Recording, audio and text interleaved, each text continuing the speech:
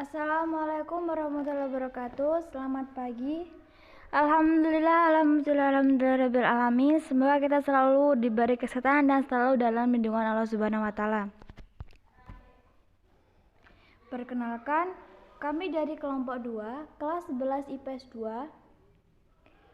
Di sini saya Kuswatun Hasana. Saya mewakili anggota kelompok saya yang bernama Ari Mardiono, Dwi Rahmadianti, Iyut Alexander, Karnisa Silvi Aprilia, Susilo Utomo, dan Tria Dewi Lestari. Di sini kami akan membahas materi mengenai konsep pertumbuhan ekonomi sampai dengan teori-teori pertumbuhan ekonomi. Yang pertama akan kita bahas yaitu konsep pertumbuhan ekonomi. Dalam setiap berita ekonomi, masalah pertumbuhan ekonomi merupakan topik yang paling sering diangkat. Pertumbuhan ekonomi merupakan indikator penting untuk melihat kemajuan sebuah negara. Isu pertumbuhan ekonomi juga menjadi perhatian dalam analisis perekonomian makro yang dihadapi suatu negara jika mengalami kelesuan. Pengertian pertumbuhan ekonomi adalah peningkatan kapasitas suatu ekonomi untuk menghasilkan barang dan jasa dibandingkan dari satu periode ke periode sebelumnya, atau juga disebut sebagai suatu proses yang berkelanjutan, bukan hanya menggambarkan kondisi perekonomian saat ini. Pertumbuhan ekonomi atau economic growth menunjukkan adanya kenaikan jumlah kualitas barang dan jasa yang dihasilkan suatu negara dalam kurun waktu tertentu. Selain itu, pertumbuhan ekonomi juga ditandai dengan adanya peningkatan infrastruktur dan peningkatan kapasitas produksi barang dan jasa. Denison 1962 menegaskan bahwa pertumbuhan ekonomi adalah peningkatan PDB real atau PDB per kapita, peningkatan produk nasional yang diukur dengan harga konstan. Jadi, kita dapat menyimpulkan bahwa pertumbuhan ekonomi adalah peningkatan kegiatan ekonomi masyarakat yang menyebabkan kenaikan produksi barang dan jasa. Peningkatan dipengaruhi oleh faktor langsung seperti misalnya manusia sumber daya, alami sumber daya, peningkatan modal yang digunakan atau kemajuan teknologi.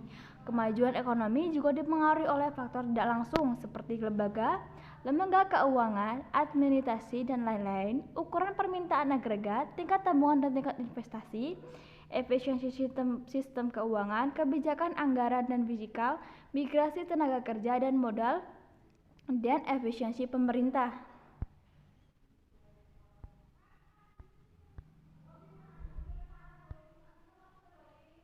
B. Indikator pertumbuhan ekonomi.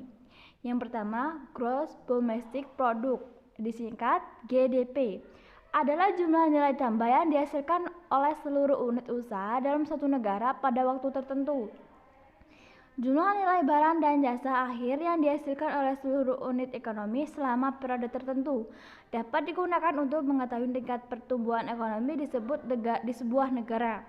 Untuk menghitung tingkat pertumbuhan ekonomi dapat digunakan rumus berikut. Pertumbuhan ekonomi sama dengan GDP dikurang GDP-T-1 per GDP-T-1 dikali 100%. Keterangannya, GDP-T adalah kepanjangan dari GDP-T tahun T. GDP-T-1 adalah GDP tahun sebelumnya, artinya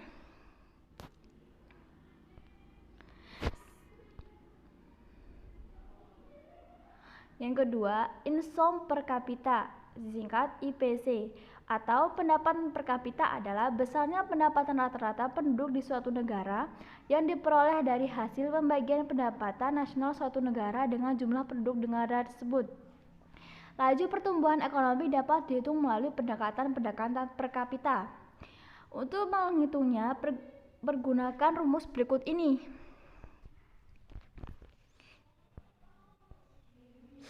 IPC sama dengan pendapatan nasional per jumlah penduduk.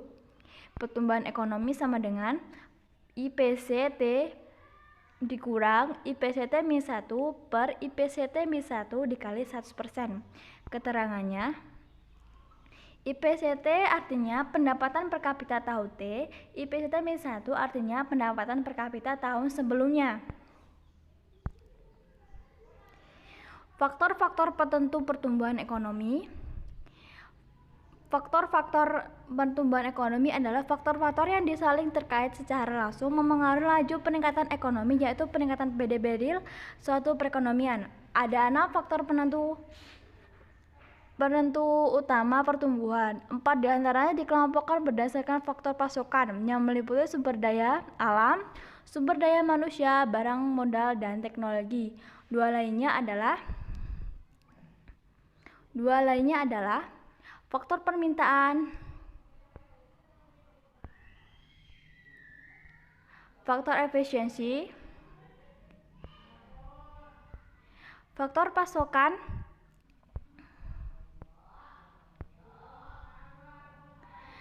terdiri atas sumber daya alam, sumber daya manusia, barang modal, teknologi. Faktor permintaan,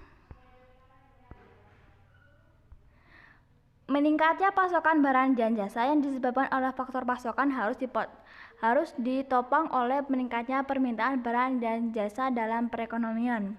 Faktor efisiensi, mencapai rasio output terhadap input yang tinggi adalah hasil dari efisiensi. Efisiensi mencakup efisiensi produktif dan alokatif. Efisiensi tertinggi meningkatnya tingkat pertumbuhan ketika ditambah dengan pekerjaan penuh. Untuk mencapai tingkat pertumbuhan maksimum, suatu ekonomi harus menggunakan sumber dayanya yang tersedia dengan cara yang paling murah untuk menghasilkan campuran barang dan jasa yang optimal, dan ia harus menggunakan sumber dayanya semaksimal mungkin.